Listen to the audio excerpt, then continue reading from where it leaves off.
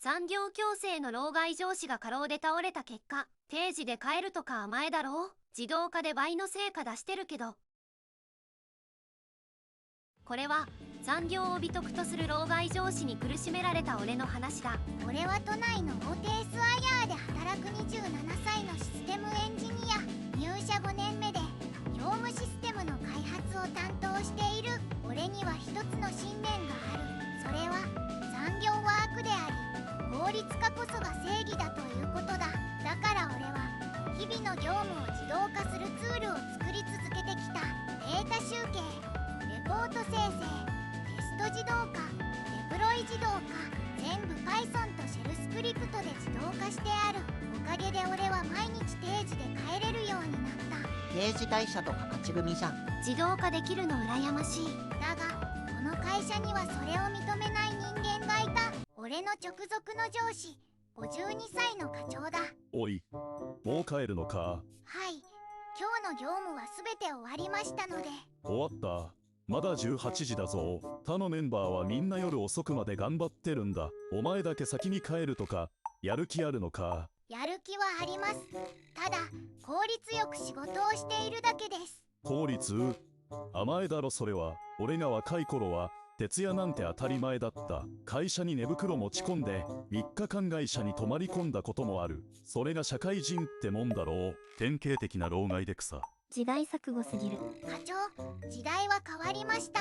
今は長時間労働ではなく生産性が重視される時代です。俺は業務を自動化することで短時間で成果を出しています。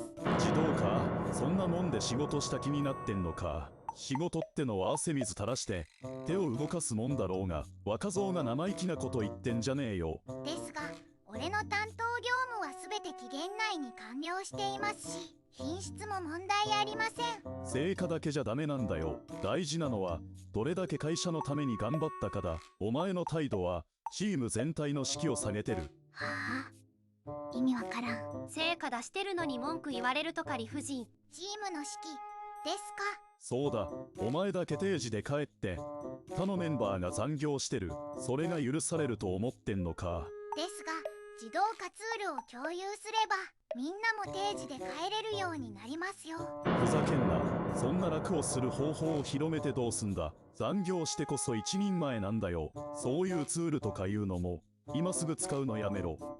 でもこれは業務効率化のために。うるさい。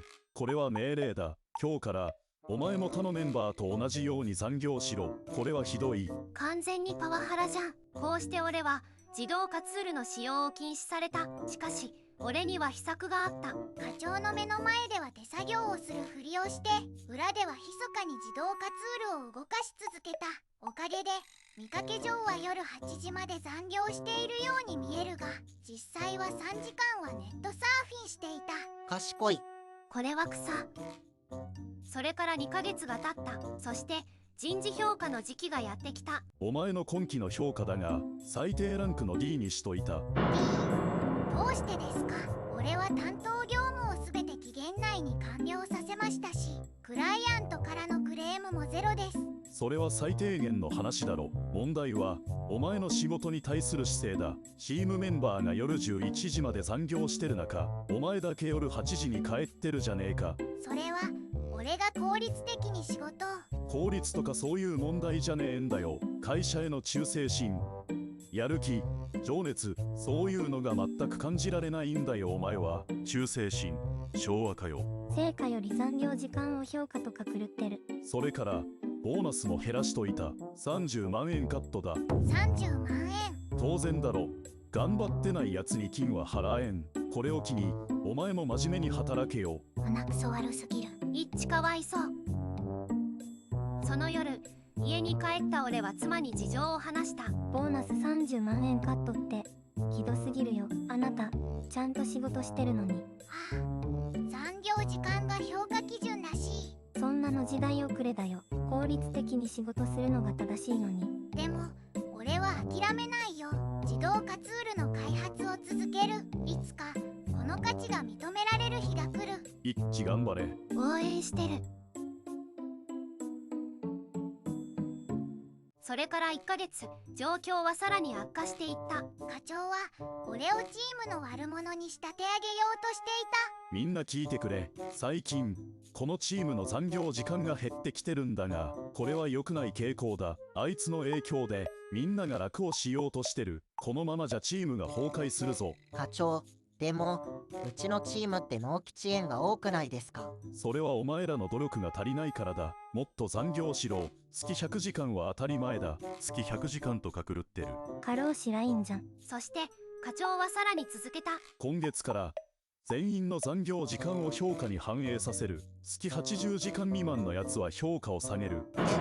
そんな。月80時間って毎日4時間残業じゃないですか。そうだ、それが普通なんだよ。嫌なら他の会社に行けばいい。典型的なブラック企業。こんな上司いらない。こうしてチームメンバーは全員残業地獄に突入した。だが俺だけは違った。自動化ツールのおかげで見かけ上は残業していても実際の作業時間は1日2時間程度だった。ある日の深夜、オフィスには俺と同僚だけが残っていた。もう限界だよ。毎日夜11時まで残業とか、もう体が持たない。それにさ、残業してるのに納期遅れまくってるんだよ。課長の進行管理が下手すぎるんだよ。なあ、イッチはどうやって仕事を終わらせてるの？お前、夜8時には帰ってるじゃん。自動化ツールを使ってるんだ。データ集計やレポート生成、テストなんかを自動化してる。マジかよ。そんなことできるのか。はあ、でも課長には内緒にしといてくれ。あの人、自動化を認めないから。そうか、羨ましいな。でもさ、なんで俺たちだけこんなに苦しまなきゃいけないんだよ。同僚たちの言葉に俺は複雑な思いだった。みんなにツールを共有したいが、課長にバレたら今度こそクビになるかもしれない。一致も板挟みで辛いな。課長がマジで害悪。ある日、部長からチーム全体に通達があった。課長、君のチームだけ納期遅延が多すぎる。残業時間は他のチームの2倍なのに成果は半分以下だ。これはどういうことだ？それはそのメンバーの能力が低いからです。特に若手の教育が足りていない。君のチームだけだぞ。こんな状況なのはマネジメントを見直すように。はい。部長から叱責された課長はさらに機嫌が悪くなった。全員聞け。今月から残業時間を月120時間にする。それ未満のやつは全員評価を最低にする。120時間って死ぬよ、そんなの。文句を言うな。これが社会人の常識だ。完全に狂ってる。朗希に通報レベル。そしてその日の夜、運命を変える出来事が起こった。その日の夜10時、課長はいつものように怒鳴り散らしていた。お前らまだこんなに仕事が残ってんのか。俺が若い頃ならこんなの昼までに。課長が突然倒れた。課長、大丈夫ですか？誰か救急車を。課長は救急搬送され、過労による急性ストレス反応と診断された。医師からは最低2週間の入院加療が必要と告げられた。自業自得だな。働きすぎを美徳にしてた結果がこれ。翌日、部長から俺に指示があった。一致、課長が入院してしまった。君が臨時で課長の仕事を引き継いでくれないか？え、俺がですか？ああ、君は成果を出しているし残業時間も短い。つまり効率が良いということだ。君なら適任だと思う。わかりました。やってみます。こうして俺は課長の仕事を全て引き継ぐことになった。そして俺は決意した。この機会に自動化ツールの進化を証明する。一致のターン来た。これは期待。その日から俺は全力で仕事に取り組んだ。まず課長の業務を全て洗い出した。進捗管理、報告書作成、データ集計、会議資料作成。これ全部自動化できるじゃないか。俺は既存の自動化ツールを拡張し、課長の業務も全て自動化した。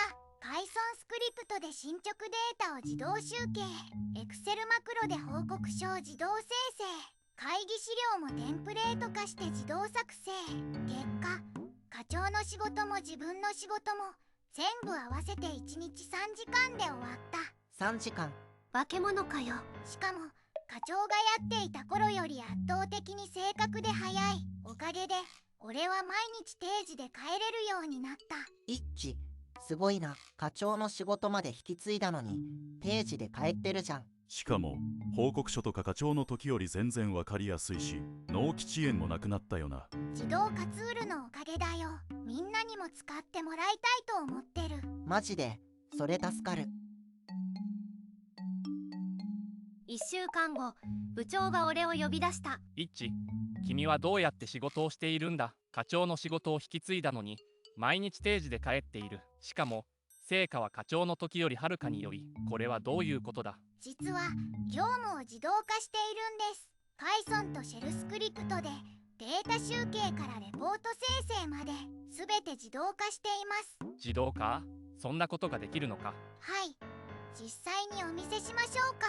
俺は部長の前で自動化ツールのデモを実演した。まずこのスクリプトを実行すると全プロジェクトの進捗データが自動で集計されます。次にこのマクロを実行すれば習字報告書が自動生成されます。こんなことが。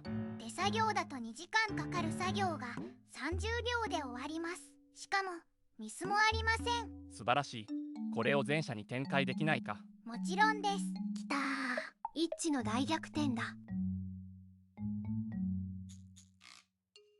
2週間後、緊急の役員会議が開かれた。一致、君の開発した自動化ツールを全社展開することにした。素晴らしい成果だ。このツールにより全社の残業時間の 70% 削減できると試算された。年間で約3億円のコスト削減になる。3億円。いいですそこで君を課長に昇進させることにした。課長に？ああ、年収も150万円アップだ。それから自動化ツール開発の報奨金として300万円を支給する。ありがとうございます。きたー。一致おめでとう。そしてもう一つ、前課長については復帰後は総務部の事務職に配置転換することにした。マネジメント職からは外れてもらう。さまあ、時代遅れの老害は退場。それから1ヶ月、俺の自動化ツールは全社に展開された。チーム全体の残業時間は月平均10時間以下に激減した。納期遅延もゼロになった。一致のおかげで毎日定時で帰れるようになったよ。家族との時間も増えたし、本当に感謝してる。それが一番嬉しいよ。そしてある日、退院した旧課長が復帰してきた。あれ、みんな早く帰ってるな。まさか俺がいない間にサボってたんじゃ。あ、お疲れ様です。体調は大丈夫ですか？ああ、もう大丈夫だ。それより俺がいない間どうだった？やっぱり俺がいないと大変だったろ。いや、むしろ快適でした。一期課長が自動化ツールを導入してくれて残業ほとんどゼロになったんですよ。一期が課長。はい、しかも納期遅延もゼロです。課長の時より全然いいですよ。そんな。旧課長は総務部の事務職として地味な仕事をすることになった。残業美徳論を唱えていた彼は今では時代遅れの老害として語り継がれている。そして今、俺は妻と一緒に夕食を囲んでいる。あなた本当におめでとう。課長になって年収も上がって。効率化は正義だってことが証明できた。残業を美徳とする時代は終わったんだ。これからは毎日一緒に過ごせるの。定時退社が当たり前の時代にしていくよ。一期最高。こういう上司が欲しい。こうして俺の会社は効率化の波に乗り、働き方改革の模範企業として表彰されることになった。めでたしめでたし。すげえ。年収150万も上がったな。ボーナス300万って羨ましすぎる。課長から係長に降格して。ところでその自動化ツールってどんなの？主に Python と RPA を組み合わせたやつだな。データ集計やレポート作成、定型メール送信なんかを自動化してる。それで工数 80% 削減できたのを。定型作業は完全に自動化できたからな。今は創造的な仕事に集中できてやりがいも増えた。元課長の反応は？最初は文句言ってたけど今は黙々と事務作業してるよ。部下もいなくなったし残業も減らされたからな。ざまあ。完全に立場逆転じゃん。最後まで読んでくれてありがとう。虫をつ。カットしたら俺も自動化勉強しよう。老害上司様